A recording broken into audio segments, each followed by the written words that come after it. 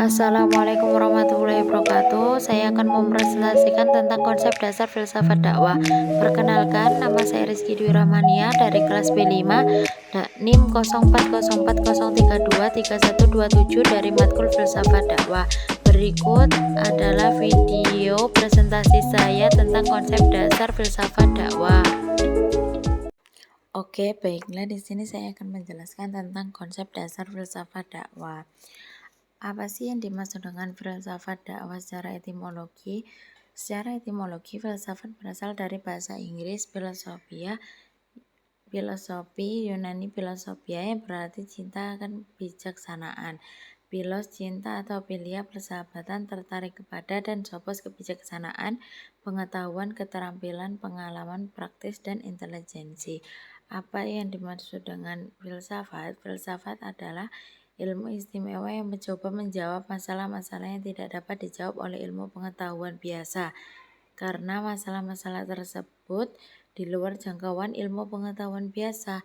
Filsafat juga dapat diartikan sebagai hasil daya upaya manusia dengan akal budinya untuk memahami atau mendalami secara radikal dan integral serta sistematis hakikat yang ada.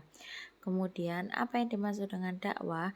Dakwah adalah proses islamisasi, yaitu upaya mempertahankan keislaman setiap manusia yang sudah berislam jauh sebelum lahir ke dunia, dan mengupayakan orang yang ingkar terhadap Islam agar kembali meyakini dan mengamalkan ajaran Islam. Kemudian, apa itu filsafat dakwah? Filsafat dakwah adalah ilmu pengetahuan yang mempelajari secara kritis dan mendalam tentang dakwah. Tujuan dakwah, mengapa diberlakukan proses komunikasi dan transformasi ajaran dan nilai-nilai Islam, dan untuk mengubah keyakinan, sikap, dan perilaku, dan untuk respon terhadap dakwah yang dilakukan oleh para dai dan mubalik. Kemudian, ontologi ilmu dakwah dan objek kajiannya. Ontologi adalah bagian dari filsafat sistematis metafisika. Ontologi menyelidiki sifat dasar dari apa yang nyata secara fundamental dan cara-cara yang berbeda dalam makna entitas dalam dan kategori-kategori logis yang berlainan, seperti objek-objek fisik, hal universal abstraksi, bilangan, dan lainnya, dan dapat dikatakan ada. Kemudian epistemologi filsafat dakwah. Filsafat dakwah adalah filsafat tentang dakwah. Dalam ini, dakwah menjadi bahan kajian dan menempatkan filsafat sebagai bahan titik tolak berpikir.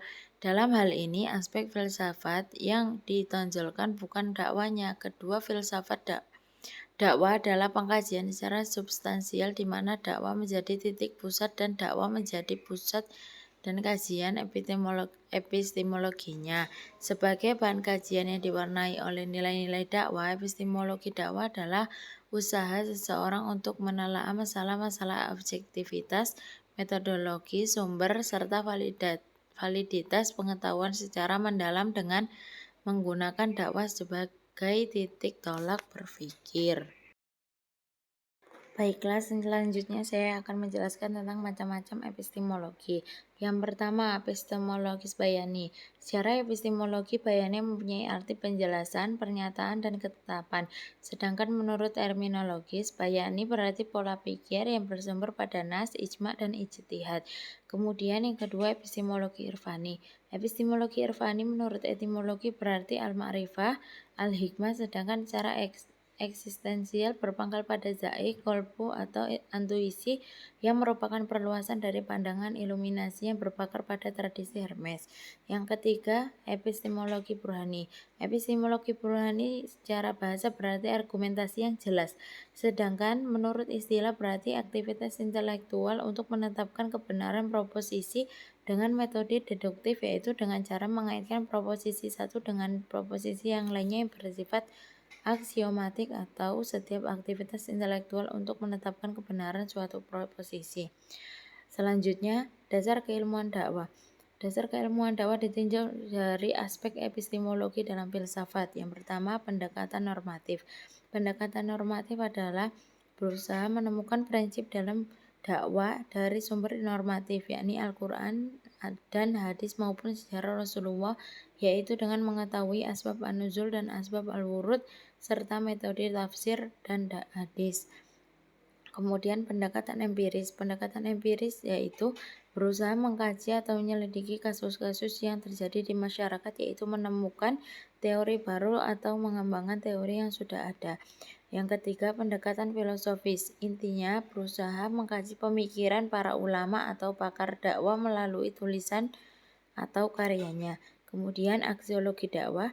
Aksiologi adalah teori tentang nilai. Aksiologi diperkenalkan oleh Paul Lapie dalam bukunya L'Aquilo de la Vinte dan Evan Hartman dalam bukunya Grundrisse Aksiologi. Sebagaimana disampaikan oleh Norsham yang dikutip oleh Jalaluddin dan Abu LDI bahwa aksiologi adalah suatu bidang yang menyelidiki tentang nilai-nilai, yaitu value. Sedangkan Bramett membedakan 3 bagian di dalam aksiologi. Yang pertama yakni moral conduct, yaitu tindakan moral. Bidang ini melahirkan disiplin khusus, yaitu etika. Yang kedua, aesthetic expression, ekspresi keindahan yang melahirkan estetika. Ketiga, socio-political life, kehidupan sosial politik. Bidang ini melahirkan ilmu sosial politik. Selanjutnya, hakikat dakwah. Hakikat filsafat itu ialah berpikir dengan tertib, bebas, mendalam sampai ke akar-akarnya. Dengan demikian, berfilsafat artinya menyelidiki hakikat kenyamanan berdasarkan pikiran. Posisi filsafat sebagai suatu kegiatan manusia, yakni suatu kegiatan berpikir yang dilakukan oleh manusia yang menjawab berbagai masalah, yang lebih menekankan pada proses bukan pada hasil yang dicapai. Sekian yang dapat saya sampaikan pada kesempatan kali ini. Terima kasih. Wassalamualaikum warahmatullahi wabarakatuh.